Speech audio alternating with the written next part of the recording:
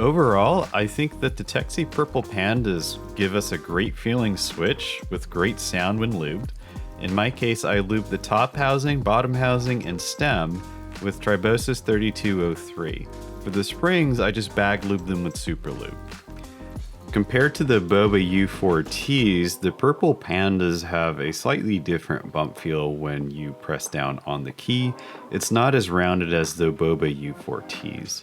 Otherwise, for the sound and feel, I actually really like it, even compared to the Boba U4T. If you're looking for something slightly different than the Boba U4T, I would go for the Purple Pandas, especially at a 10-cent cost difference, with the Purple Pandas being about 10 cents cheaper than the Bobas.